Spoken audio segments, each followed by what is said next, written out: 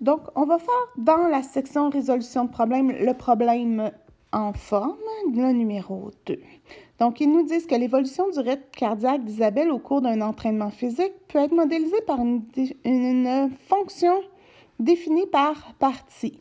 Donc, on voit que Isabelle, pendant son entraînement, il y a eu, je vous ai fait un petit esquisse de graphique ici, on a 3 parties différentes qui vont modéliser la course d'Isabelle. Donc, si je regarde la première partie, c'est-à-dire de 0 à 10 minutes, je reconnais que ça, c'est le modèle d'une fonction exponentielle. Ensuite, de la 10e à la 15e minute, le rythme cardiaque diminue chaque minute de 5. Donc, ça diminue constamment de façon régulière. Donc, c'est une droite. Et enfin, de la 15e à la 18e minute, je remarque que ça va être le modèle d'une parabole ou d'une second degré. Mais je ne l'ai pas, l'équation. Fait que c'est sûr que je vais être obligée d'aller la trouver. Une chose à la fois. Donc, on veut à la fin de l'entraînement, donc c'est-à-dire à la 18e minute, que son rythme cardiaque corresponde à 180% de ce qu'elle avait au départ, la valeur de départ. Donc, le départ, c'est le temps 0. Donc, le temps 0, dans une fonction exponentielle, ça se trouve être l'ordonnée à l'origine, la valeur de départ. On sait que c'est le A, donc c'est A fois B exposant X. Donc, le 75, c'est ma valeur de départ, c'est le temps 0. Qu'est-ce que je peux faire? Je vais venir me faire une petite esquisse de graphique. Donc, au départ, j'ai dit, OK, je vais me consacrer sur de 0 à 10 minutes sur ma fonction exponentielle. Donc, je suis allée me faire une petite table de valeurs pour ma fonction exponentielle, x, y. J'ai dit au départ, au temps 0, j'ai remplacé x par 0. J'ai calculé 1,05 exposant 0, ça fait 1. 1 fois 75, 75. Donc, ma valeur de départ, c'est 0,75. Ça fonctionne. J'aurais pu me trouver d'autres données entre 0 et 10, mais moi, ce qui m'importait, c'est pour la fonction exponentielle, c'est de savoir à la fin, qu'est-ce qui se passe après 10 minutes. Donc, après 10 minutes, j'ai remplacé le x par 10. Je vais vous grossir ça un petit peu.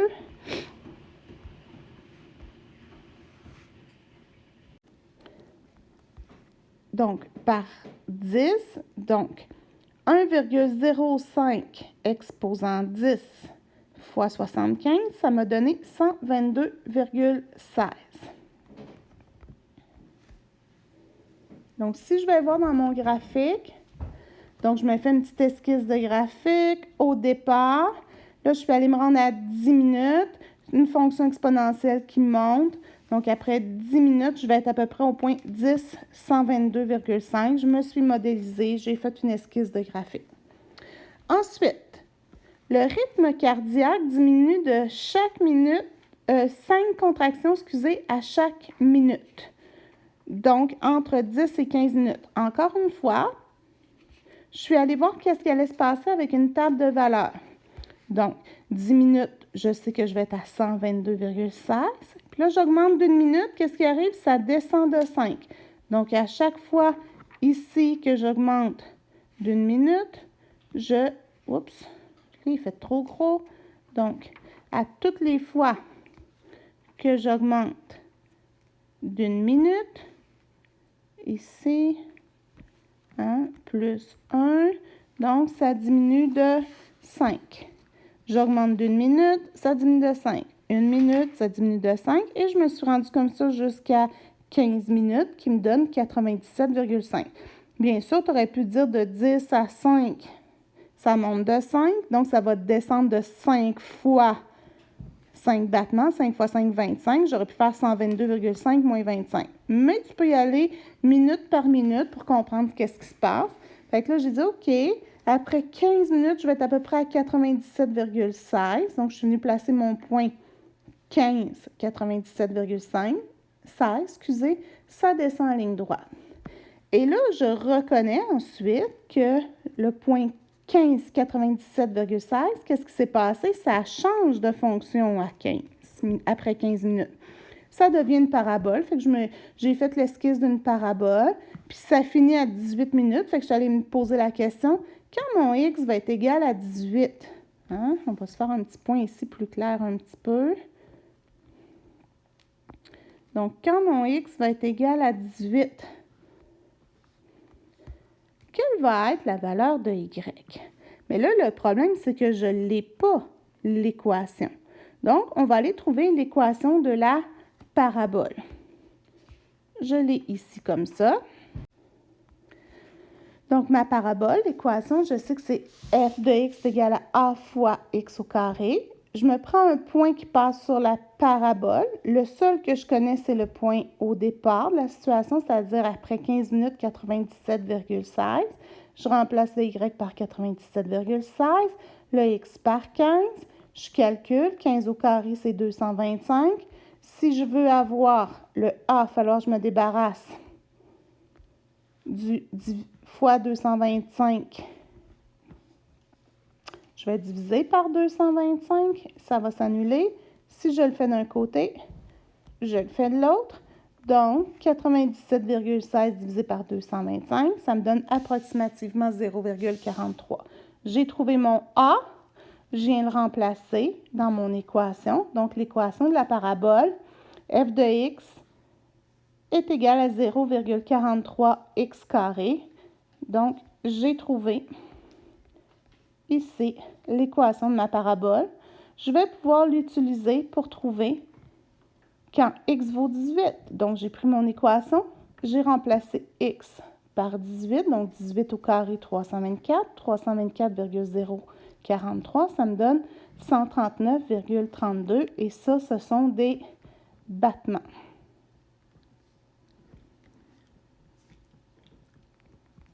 Bon, l'écriture n'est pas terrible, là, mais bon, c'est des battements par minute. Donc, je sais qu'à la fin de son entraînement, elle va avoir fait 139,32 battements.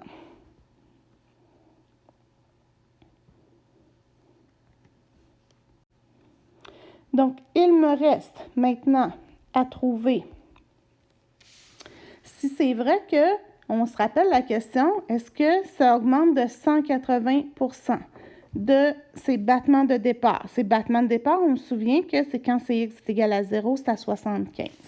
Donc, je sais que si on se souvient de nos notions de secondaire 2, 75 battements, ça correspond à son 100%. Hein? Elle était à sa pleine capacité. Elle a augmenté cette capacité-là à 139,2. Je veux savoir quel pourcentage ça va me donner. Un simple produit croisé, comme on avait vu, une proportion. Donc, si je le fais, je vais me retrouver avec 139,2 fois 100 divisé par 75 et ça va me donner exactement environ, approximativement, excusez mes notes, 185,76%. Donc, est-ce qu'elle a atteint son objectif d'avoir augmenté à 180%? Donc, oui, elle a atteint son objectif. On est super content. Donc, oui, on est super content. Elle a réussi son objectif, 185,76%. Et voilà le problème numéro 2. À toi de jouer!